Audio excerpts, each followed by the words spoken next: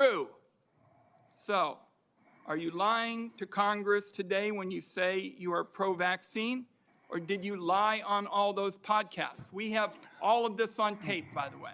Yeah, Senator, as you know, because it's been repeatedly debunked, that statement that I made on the Lex Fridman podcast was a fragment of the statement.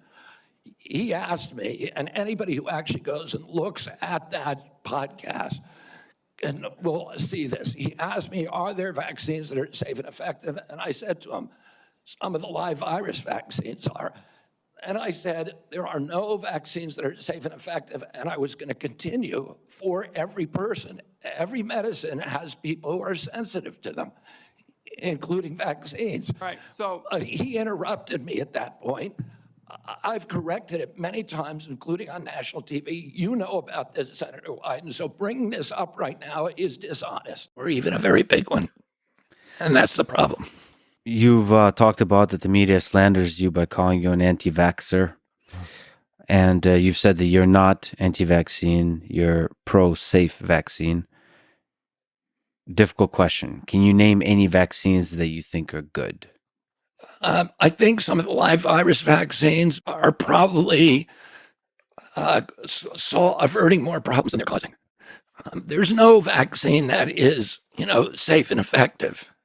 Those are big words. What about the polio? Can we talk about the polio? Well, here's the problem. Yes. Here's the problem. The polio vaccine contained a virus called simian virus 40, SV40.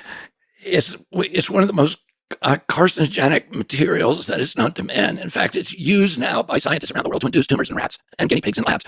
But it was in that vaccine. 98 million people who got that vaccine in my generation got it. And now you've had this explosion of soft tissue cancers in our generation that kill many, many, many, many, many more people than polio ever did. So if you say to me that the polio vaccine was effective against polio, I'm going to say yes. And if you say to me, did it kill more people, did it cause more deaths than avert, I would say, I don't know, because we don't have the data on that. So, but let's talk, so we kind of have to narrow in on, is it effective against the thing it's supposed to fight? Oh, well, a lot of them are. Let me give you an example. The most popular vaccine in the world is the DTP vaccine, diphtheria, tetanus, and pertussis. It was introduced in this country around 1980. That vaccine caused so many injuries that Wyeth, which was the manufacturer, was said to the Reagan administration, we are now paying $20 in downstream liabilities for every dollar that we're making in profits, and we are getting out of the business unless you give us permanent immunity from liability.